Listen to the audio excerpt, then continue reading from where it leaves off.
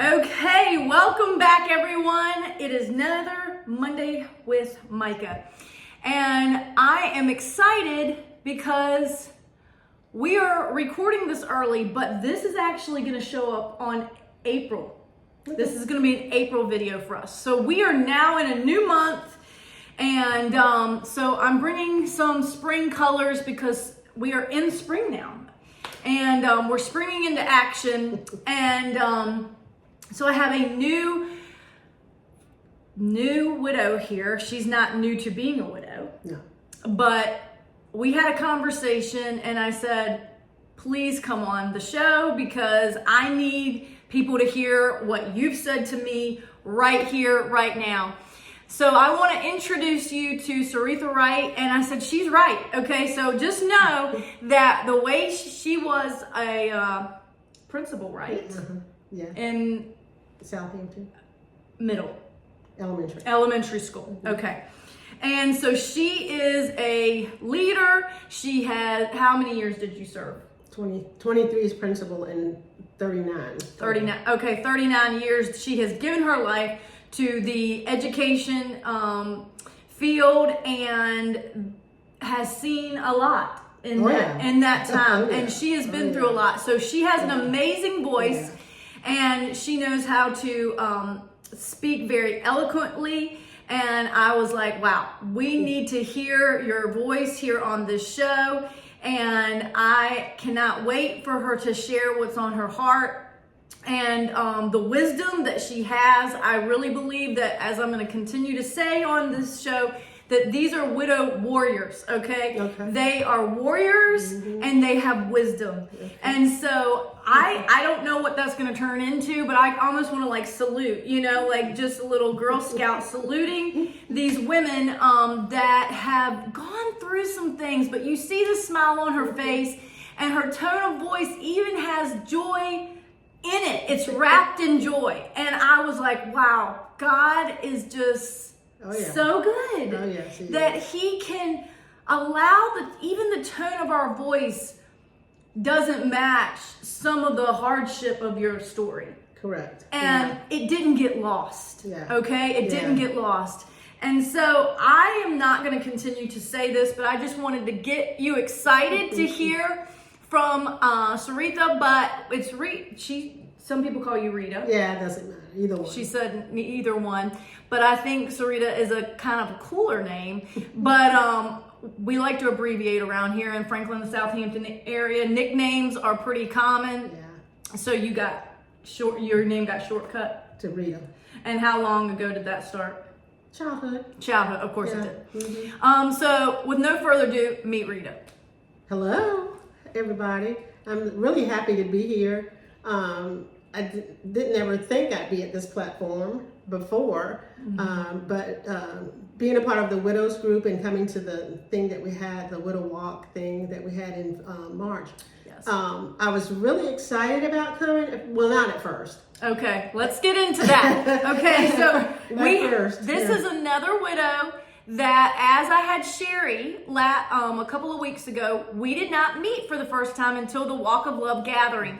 And this is the same for her. And as I started to follow up with some of the ones that came, over an hour of a conversation, and I'm a verbal processor, so that's not uncommon for me. But I said, okay, there's a lot here, and we could have gone longer, but I said, I don't need you to get overwhelmed with all my questions right now and excitement. So we're bringing her here. So she's another widow that I didn't know before, and I'm excited to get to know now, and I'm going to pass it back to her. So please tell us how you felt about potentially coming to this Walk of Love gathering that you'd never heard of me or this group or this dinner, and why should you come? Well, when I first heard about it, I was like, how did you hear about it? It was somebody told me, it was on Facebook, I think. I saw it. And I was like, I don't know, that's probably going to be a downer. Hey, this is happy for me to hear. I'm ready. To go and just be around a bunch of people who are sad widows. It's going to be sad, or it's going to make me cry, or whatever. A depressing And my daughters, I kept saying, I don't even know if I want to go. And they kept saying, well, just get out of the house and go. You might feel better. So they were so right.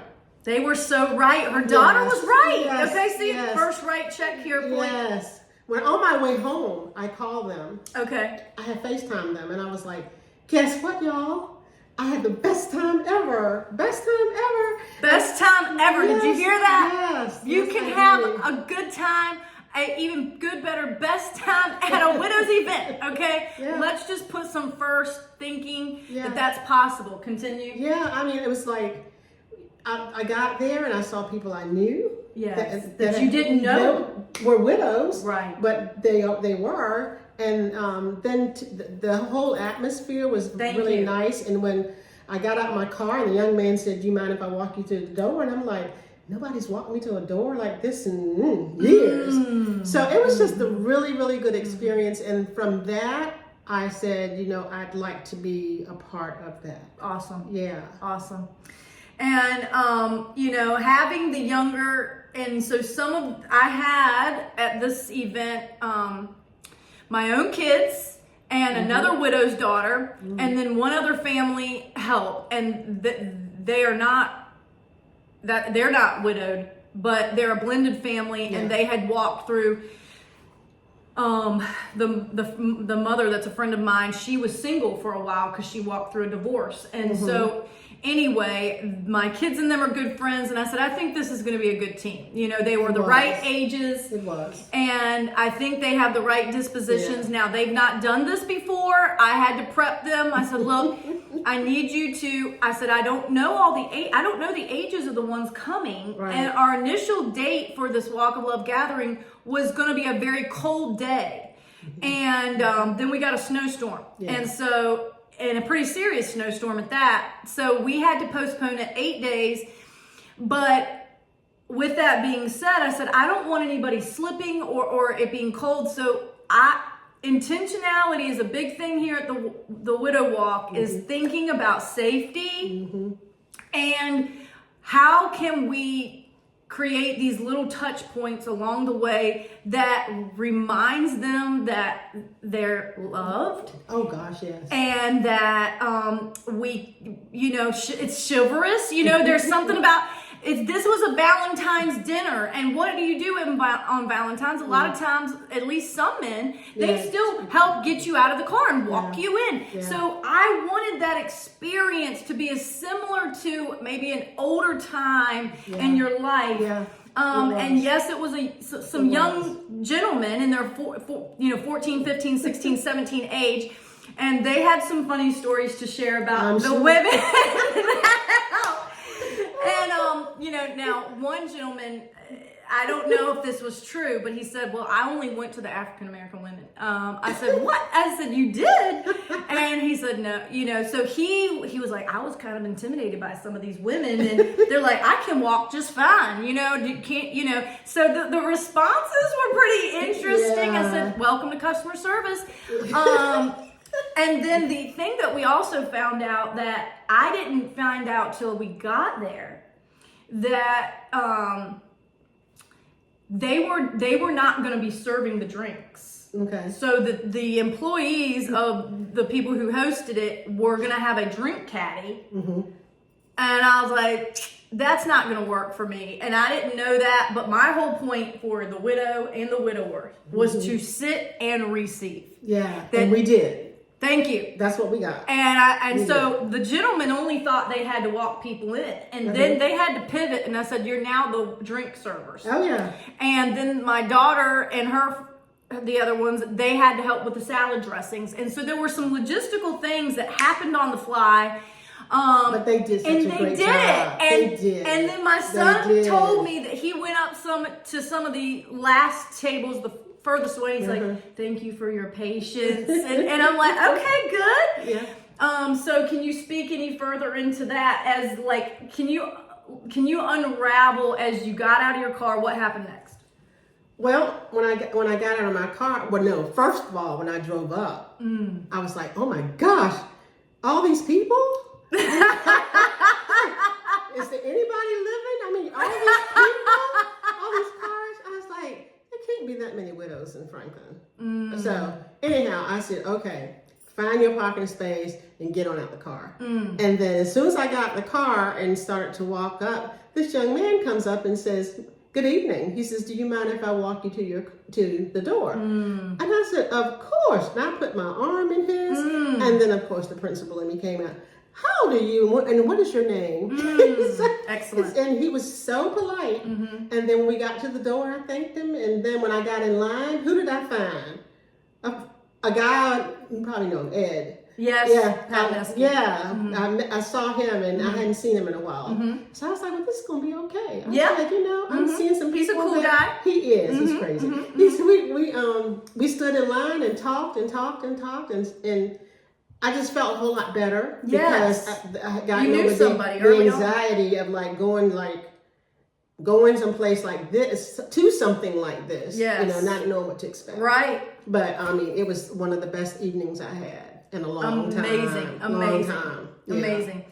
So that really gets my heart happy, okay? Because you dream things up, and there may be some others of you that have some dreams in your heart, and I wanted to throw an event and then to sell it out, y'all. I mean, and how, with just very little marketing, to be honest. And I had a hunch, and we can call it the Holy Spirit, to say there's more than you think.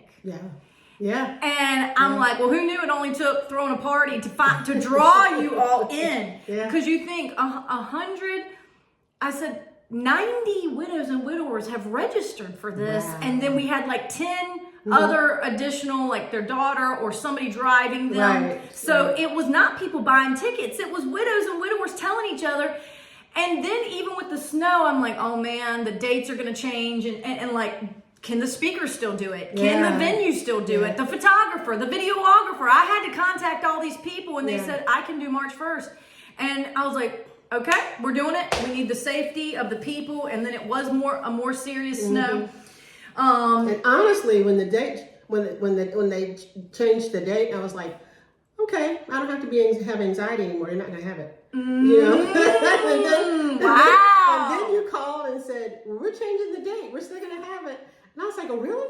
And you said, yeah. And she told me the date. And I was like, okay. I said, so I got off the phone. I was like, you couldn't get out of it. So you got to go. No, that's right. Yeah.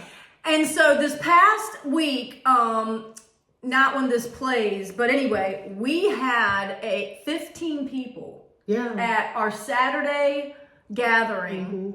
And I know we haven't even gotten into what you have to share, but can you just, so from that point of the walk of love, we've been in contact, and I said, please come and video. And then in that time, she's come to one of our gatherings. Can you speak into that for those watching about why they should come to these? Well, first of all, because I had been to the dinner and I had met some people and heard some of their stories, and so I felt really comfortable coming to the thing we had last Saturday. And I actually told 2 women at the hospital that I knew were widows, and a recent widow that was a grandparent that I knew. And she came along with the other lady. So it was I'm always about trying to help other people too. So when you sat there and you listened to people's stories, and you always think, oh, woe is me, but then you think about what some other people had to say and you go, oh my gosh. Right. So it's not as bad as I thought it was, but it was through the sharing and people being able to share their experiences. But, like I said there, the only thing that we all had in common was that we lost a spouse. Right. And what I also said was that, we have that in common, but we can't say I know how you feel because we all had different relationships with our spouses. Right. So what I might be missing from my spouse, you might not be. Right. Or what I might have relied on my spouse to do, you might not have been. Thank you. So that's where we kind of are different. But the glue that holds us all together is that we experienced the loss. Great loss. Yeah. We experienced the loss. Yeah. Right. And that way of communicating that, she mentioned something to me, and I said, that is really so the educator in her came out. And that is really my heart for these videos, is that they not only encourage you, but they educate you. Yeah. And part of what I want to pull out from what she just said is that for those who are not a widow or widower, for you to say, what was the line that you said? I know what you're going through. Right. Okay, so that term is not the best thing to say. No. And so she brought that to us, and it helped the widows know that that is not the best thing to say, widow to widow. Correct. But it's also not the best thing to say from our friends or family, either. Right, for anybody that's had a loss. Right. Yeah. So, and people say it because they feel like they need to say something or they need to try to relate to your situation. Right. But sometimes the best thing to do is just listen and be supportive and not try to interject what you think. Right. Because you don't know their story. That's right. So you and don't assume to know. Right. Don't assume you know. That's right. Where they've come, what they've gone through. And I think that assumption has messed us up. Because our intent is to be helpful. Right. But if you started off by saying, I know, no, you kind of like, it's a downer for me. It's kind of like, don't, and I did not realize that until after I lost my spouse. Right. You know, don't say to people, I know what you're going through. This, that, and the other, because those are, to me, those are greeting card words. Wow. Thank you. Wow. I love that. Yeah, just a Hallmark greeting card words. Right. But you can't really, right. You can't. Right. You can't really know their story. And to me, another way of saying that is like, that's not heart language. Right. It's kind of textbook, or like you said, it's like, oh, you read that these are the 5 things that are good to say. And then you just kind of the canned answers. Right. And they're habitual, unfortunately. Like, even in churches, we'll say, like, are you good? And you're like, yeah, I'm good. Well, I mean, what's the question they ask? How are you? How are you? And today, I'm not so good. If you asked me yesterday, I might have said, I'm good. But you don't know what I went through in any particular time. Right. You don't know if I had something I thought about him, my spouse, or something came up and I thought about him. So, you really don't know, and you really don't want people to keep asking you. No. How are you? Thank you. That's another term we do not like. No. Because it's a downer. Yeah. So I have a girlfriend that was a widow before me, and our husbands were really best friends. They all went to school together. And that's when I started talking to her and saying stuff like, I went to her house when her husband passed away. I was there. I saw him, that he had passed away. And, when I started talking to her, that's when I came up with, I'm just here for you, whatever you need. If it's just calling up and crying or whatever that is, then you do that.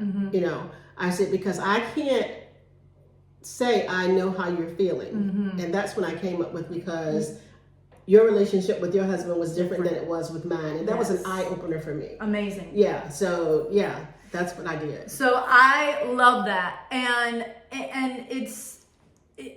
again, I have to have these conversations because I haven't heard it said like that. Right. And hopefully it's going to enlighten you to learn some different language, right? Because we want to be a helper. We want to lift. Okay, we want to lift the moment. Yeah. But we can feel helpless to what to do. And I believe that as we continue to have these conversations, more truth is going to come out. But she didn't have that truth, as she said, before she was a widow. Right. It was after she went through her own experience and gleaning, talking with another, that these truths of awareness, I'm calling it, you became more aware to, hey, I think there's a better way to say this. Yeah. Awesome. And sometimes you don't have to say anything. Thank you. You can just listen. Now, I have heard this.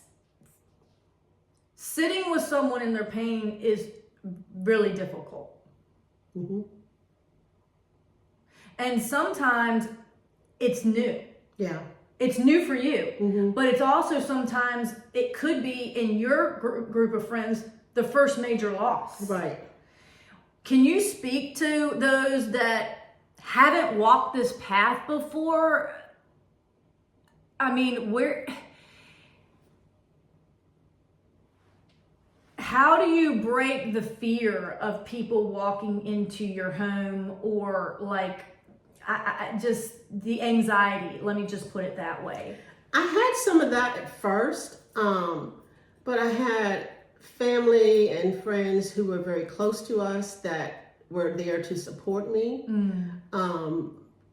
But you have your moments when you're by yourself and you think about things that you did with your spouse, and then like Valentine's Day, I don't have a Valentine, or you could sit and have pity parties, but my faith tells me that there's something greater out there. Yes. For me. So I can't sit and bask in having a pity party. They're okay sometimes, but you can get lost in those, and then you don't want to do anything. Yep. You just want to sit around, and that's when you just kind of like lose your purpose in life. Your identity a little bit. Yeah. So I mean, my girls, my husband was really a jokester and clown, and so we just talk about things that he used to do. Like they'll say, "Mom, did you give somebody the stupid look today?" And I was like, and then Dad was the master of that, and I was like, "Yeah, he was." That's right. But how do you keep? I mean, you're bringing this up, so I'm going to ask the question: how have you kept his memory alive? What does that mean to you? Well, first of all, you see it in your kids.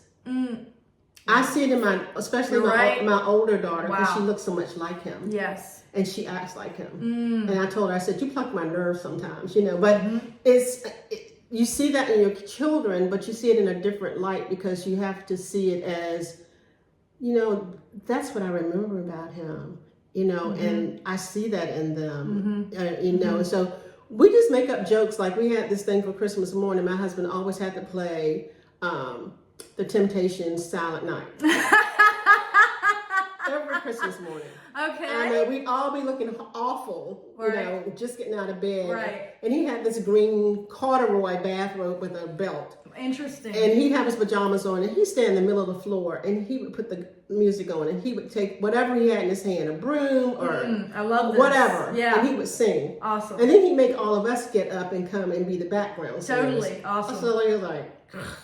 So Christmas Day, what we do now is my girls are not, if they're not there at my house, we'll say, okay, y'all, it's time. We'll FaceTime. I said, it's time for Silent Night. Awesome. And we do it. That's awesome. And then we just laugh. I love that. We laugh. I love that. Yeah. I mean, look, these traditions can carry on, but they look different. Yeah. They look different. And I think that I just keep using the word, not here today, but I think about the creative ways to continue to express honor and remembrance in the future days, because our kids need it. Yes. Okay, we need it. We may not know what it's going to look like, but then these organic moments like this happen, and you said, "We're doing this. We're gonna actually do this." They even asked me where was the robe. I said, I have no idea. I don't know. I don't know. I think it got thrown out some stuff, but yeah, I mean, he was so serious about that one Christmas he couldn't find the cassette tape. So he blamed all of us for having it and hiding it. He called his buddy. He says, "Man, my family threw away my tape, and it's Christmas morning. I gotta have my tape." This guy gets up, goes to his record shop in Emporia, and my husband goes over there and gets a new tape. That's dedication. That's dedication. And comes back, and we do the whole thing. Awesome. So later he finds out the tape was in his truck. So we were all like, cat's out of the bag. Oh my goodness. And yet he got his friend involved, and it was a whole thing. Yeah. But he'll never forget that day. No. His friend will never forget that day. And I already say something about it to him now, his friend. I was like, man, you remember that Christmas? was cold and you went to the store. He said, yeah, but my buddy needed that taste. Exactly. And see, even in the mistake, if you want to call it, there was a memory made that made everyone laugh. Yeah. He can know that he chose in for his friend that day. Yeah. And those choosing in moments, I feel like after loss, they start to come back a little bit. Yeah. Like you get this little rewind. And for some, it may be hard. But for me, I had a lot of joy in the rewind. Now, can you speak, as you're talking about your husband had joy, how have you been able to sustain joy without him? Memories. Something I might see that I knew that, like he would always tease me because I was a city girl, and if I saw bugs or something, I was always calling him. Well, I can't stand saying centipedes, so I would always tell him to come get it, and he would go get it, but he would like pick it up and it'd be called. I was like, no, But I mean, it's just little things that trigger memories about stuff.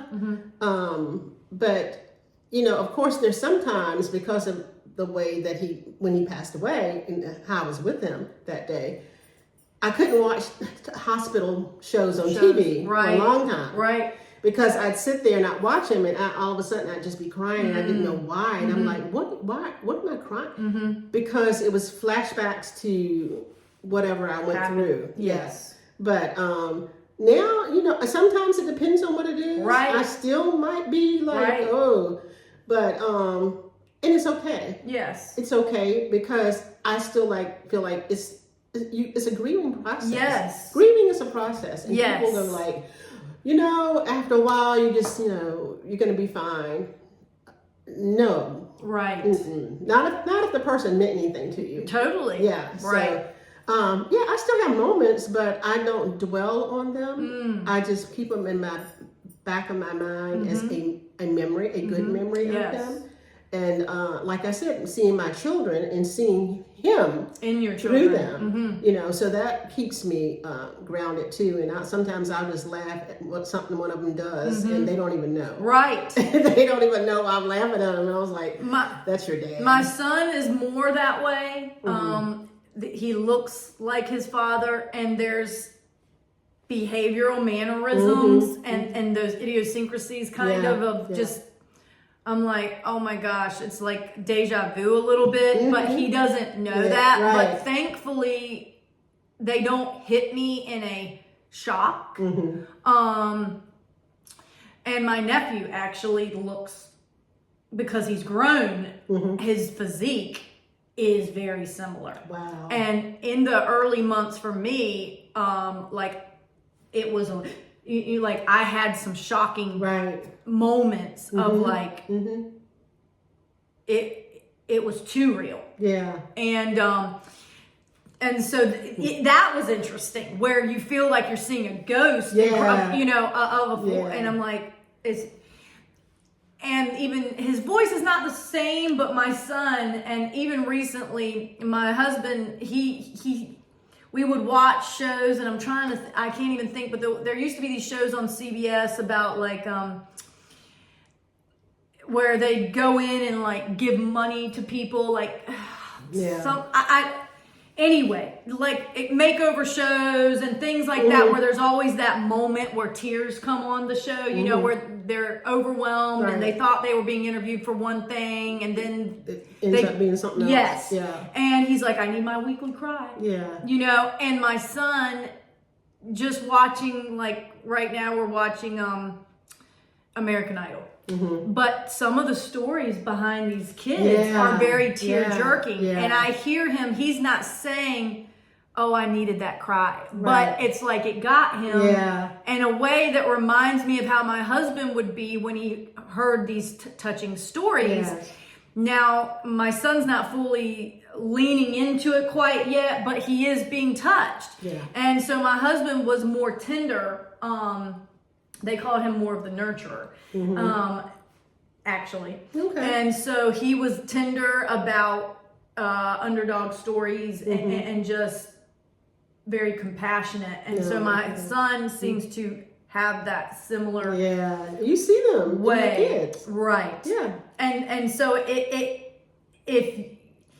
can be hard, but for my story, it's felt good. Yeah. Let me put it like that. Like Yeah. it's not always laughable, but it's like, you know, it's good. Yeah. And he's carrying through them. It's copable. Thank you. That's a beautiful word. Very good verbiage. Better than what I'm saying. It's copable. Exactly. So we might need to hashtag that. It's copable. Grief. It's copable. So what else would you like to share with the audience here today? I guess what I would really say is that, like I said before, everybody grieves differently. They'll tell you that there's a process of steps. Everybody goes through anger, blah blah blah, all that kind of stuff. But even at those, you still go through them differently. Right. Everybody does it because we're not all the same. Right. But life gets better. But you still remember some of the pain. You still remember what happened. You still when a lot of our friends, their spouses are still with them. Yes. So a lot of times I don't go out with them because I always feel like I'm the third wheel. I don't want to be that. But they say to me, "Come on, you hang out with us, and I'll go." But I don't do it a lot. But I'll go. But I found that just getting out and being around people, like I've started going back to the Y, I'm around people all the time, being social, because you can sit home. I mean, the days that it snowed, I was like, ugh, I can't get out the house. What am I going to do now? But then I started thinking about things my husband said and did when it snowed. That's good. So I was like, he'd be going, oh man, I got to go out there and clean that driveway. Or, the time that he cleaned the driveway and then the snowplow came by and pushed the snow back. He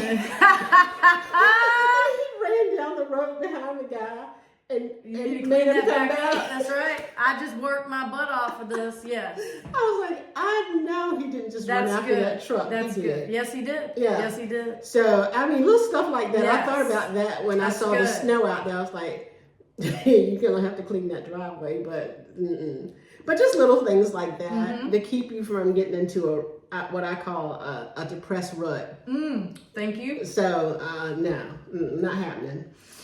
One of the questions I brought up on Saturday, we didn't elaborate much because we needed to take the time to really get the opportunity to share our stories, or a very small portion of the story, was where was God in the story?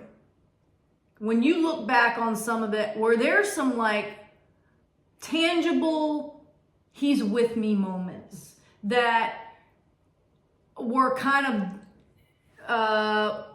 more real? I don't know. Like, obviously you've talked about you have faith, but when you walk through the fire, I call it, and it's a deeper relationship that can come from that. Oh yeah. And were there some areas that God winks, whatever you want to call it, that you can share? I think when we had the wake for him the day before his funeral, I don't know, all day long I was like, how am I going to get through this? How am I going to go, and say, just sit there and not say anything. So people were visiting and all that. And finally I asked the pastor, I said, may I speak? And he said, sure, And so I got up and I just started talking about what a good husband he had been and what a good father and grandfather he'd been to everybody. I talked about, because some of his buddies were talking about, he was a ladies' man and blah, blah, blah, this and all that. And I said, he might have been, but he came home to me. That needed to be said. That needed to be said.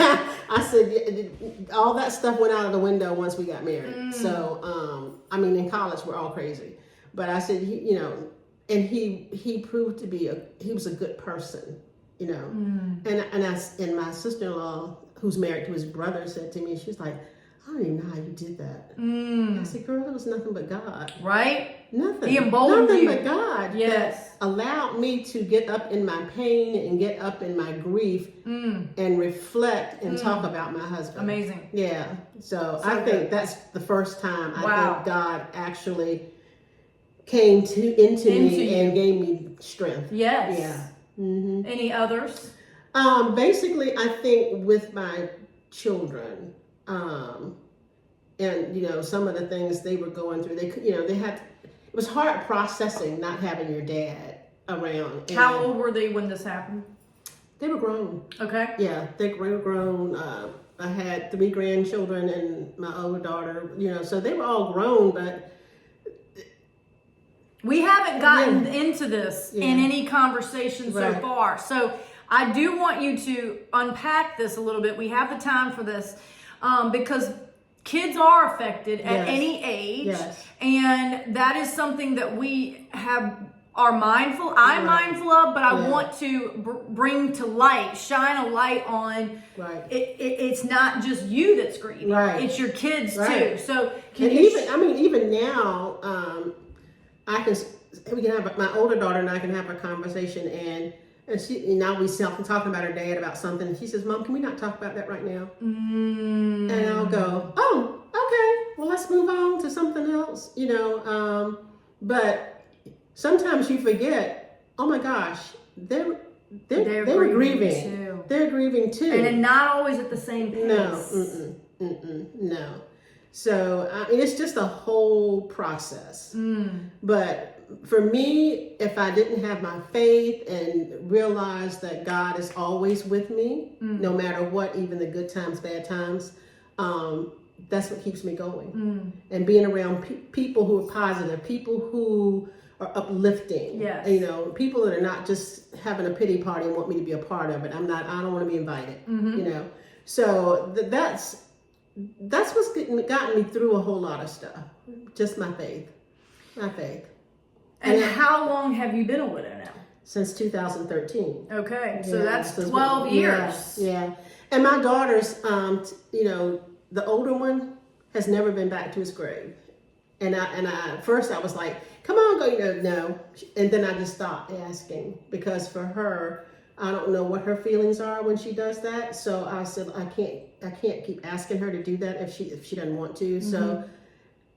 Because then I started feeling some kind of way going out there myself. It's like, you know what? I think I know maybe how she feels, but I just feel because of my relationship being different that I can come out here and talk to him and say what I want to. But for her, she's not ready for that, and she might not ever be. And I can't hold that against her. Right. Right. And for my grandchildren, I don't ask them, especially the oldest one, because she was very close to her granddad. So I don't, that'd be a trigger for her to go back because she was like, I think 10 or 11 when her grandfather died, and they were very close. So I was like, so now I don't push it. I just do what I want to do and let people do what they want to do. Yeah. It is interesting. I've asked the kids do they want to come and visit, or go out there, and most of the time they say no. But to be honest, because mine was a sudden loss, we did not discuss a tombstone. And to me, what you put on a tombstone is very permanent. Yes. And I did not rush that process. No.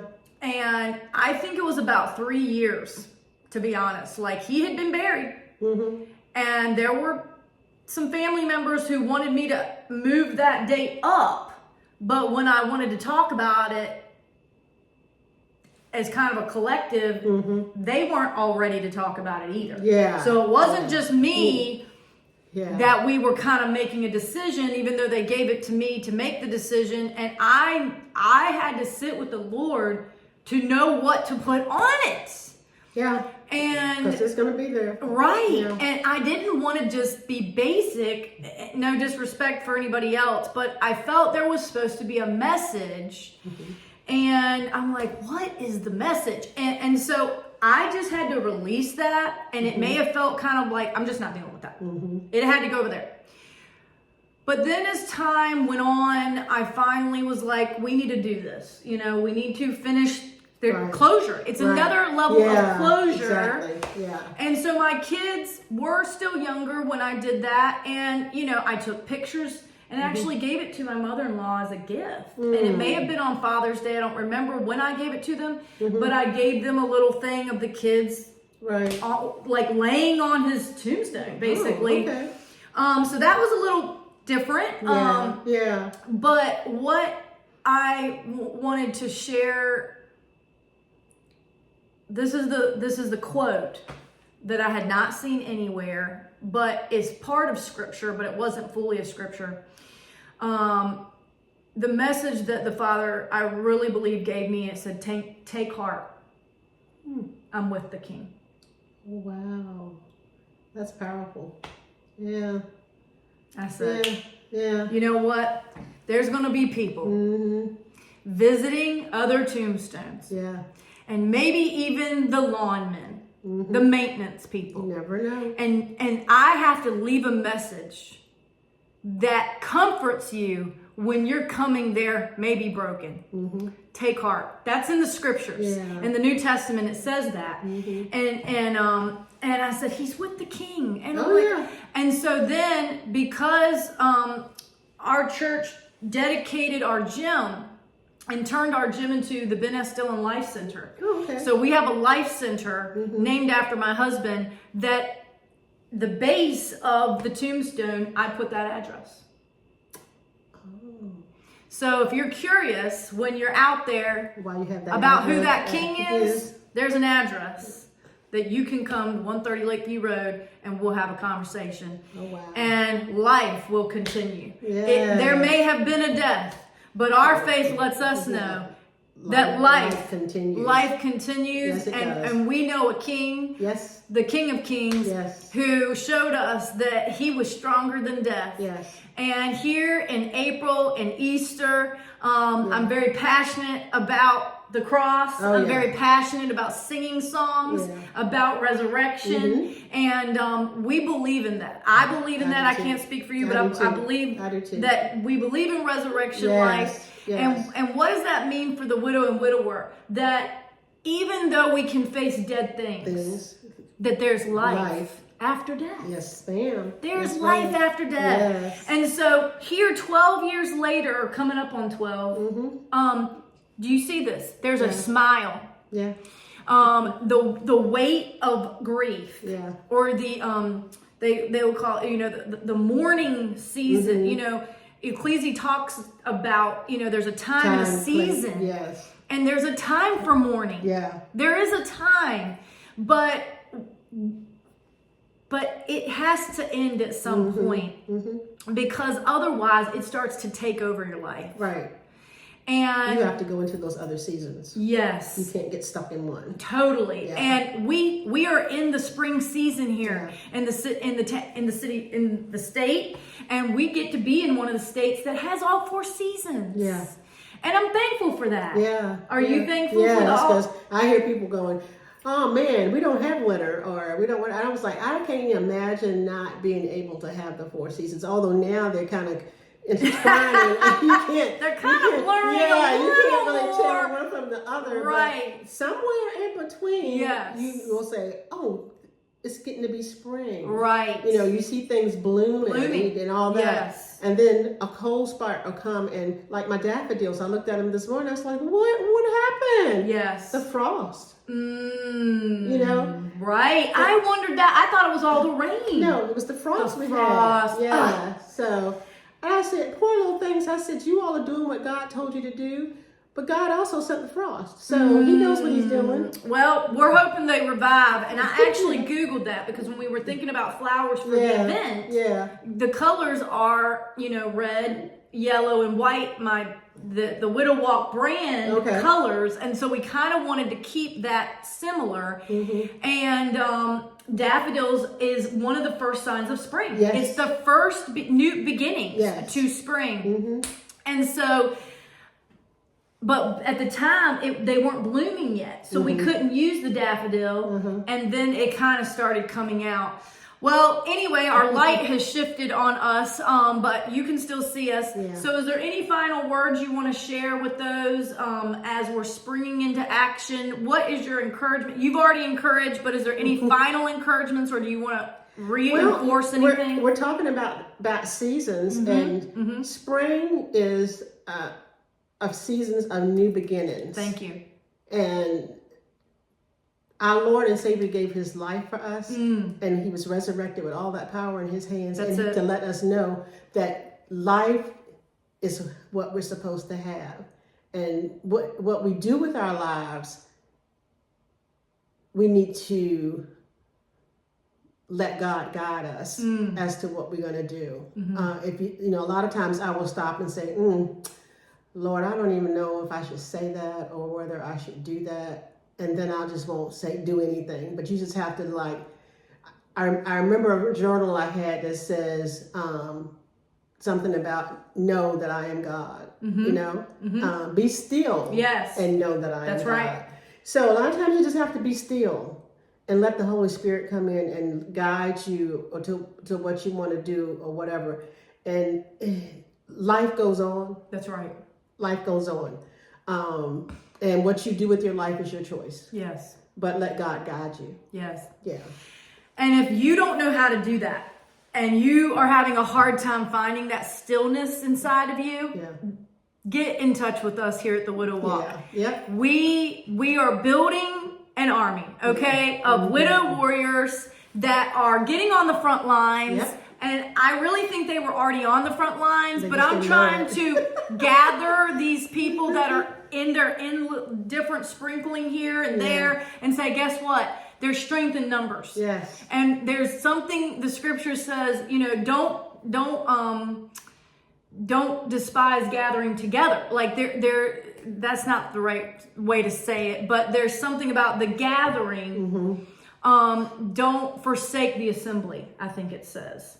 But when we assemble together, like a military term, right, something's going to happen. Yeah. Okay. Yeah. When they call a call to action is what I really believe this widow walk is to be.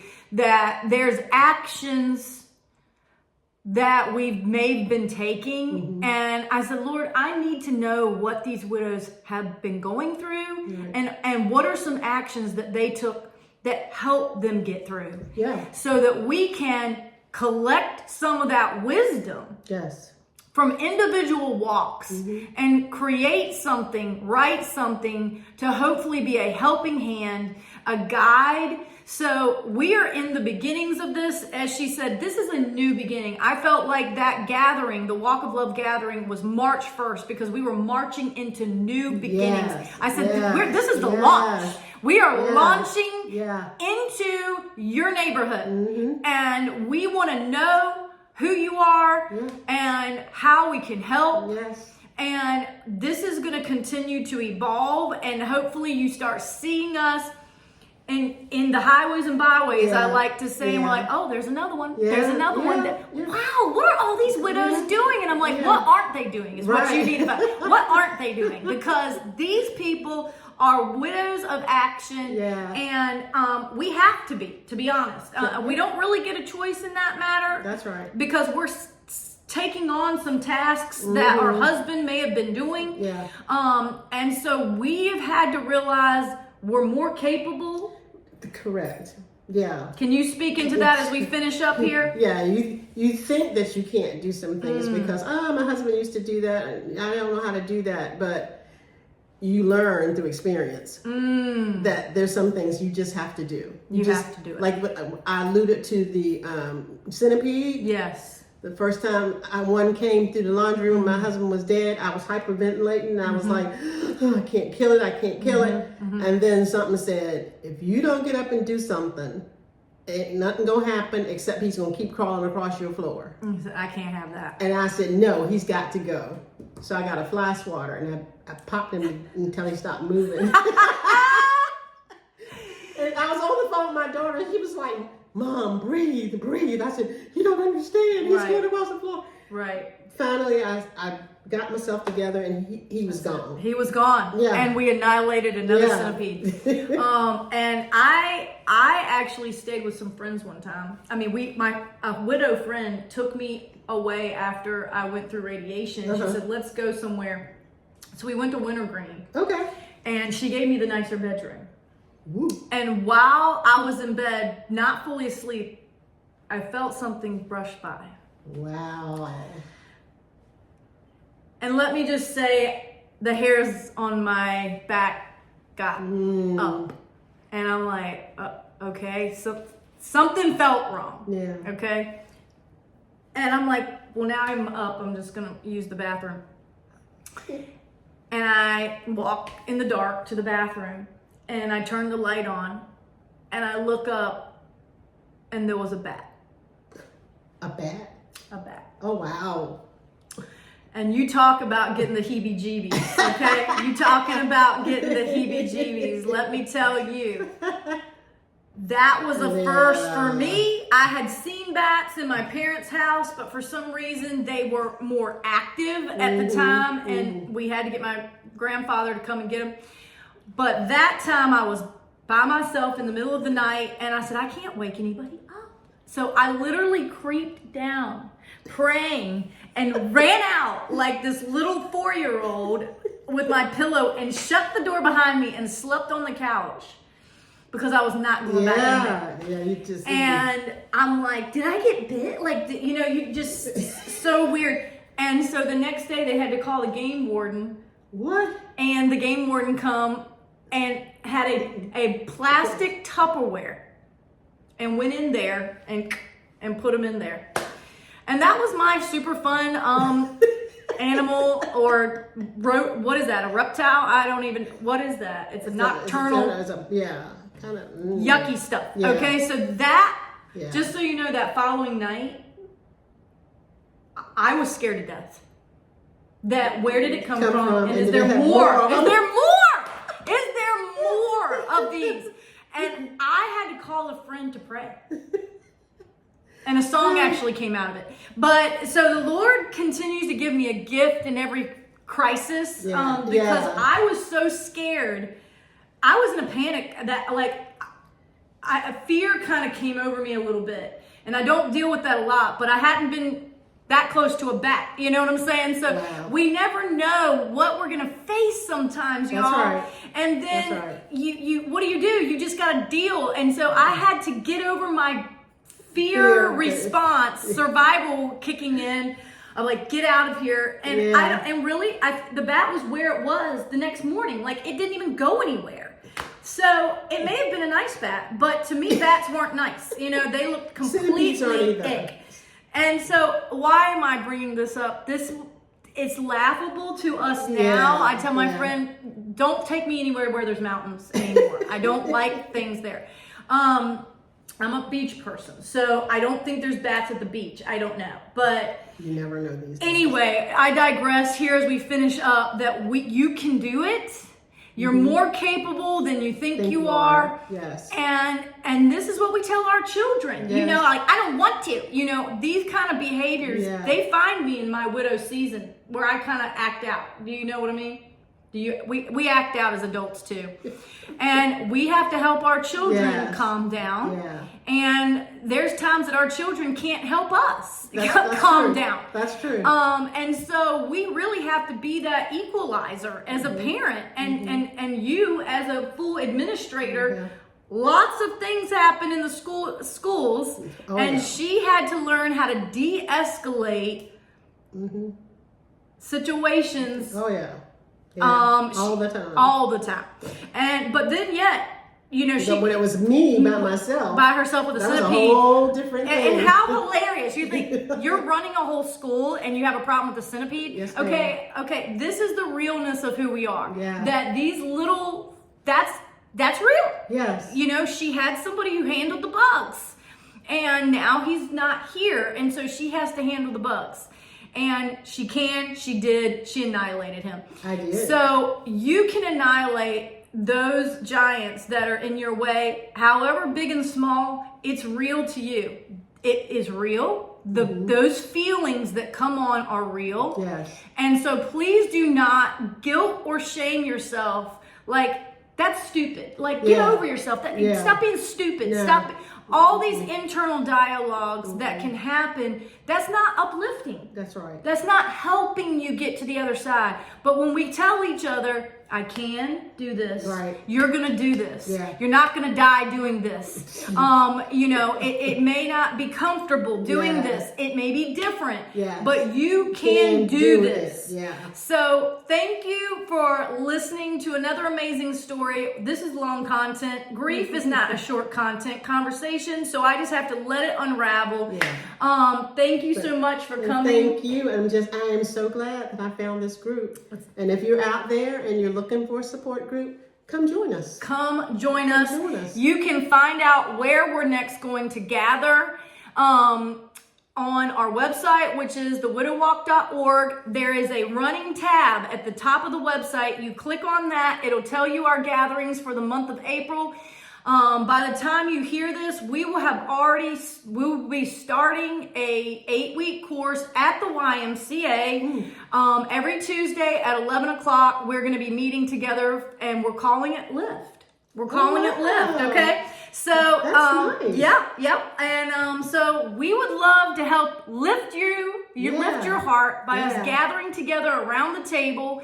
And it is open to Y members, and it does not have to be just widows and widowers for this one. But if you're walking through any type of loss, loss of a son, a child, a mother, a father, or pet, thank you, pets do some things to us too, deeply grieving that. We want you to come. And we're going to talk about matters of the heart. Yeah. That's really what this gathering time is going to be. So we are here to lift you up. Yeah. We hope this video has lifted you up. Comment below on some of the things that you love that she said. Share this. Yeah. The more you share it, the more we can connect with other widows and widowers, just like Rita. Yeah. It took a dinner for me to find her. And now, she's going to wonder if I'm going to let her go. And the answer is no. The answer is no. And I don't want to. Thank you. So we've become fast friends and soul sisters, I like to say. Yeah. So thank you and see you next week. Bye.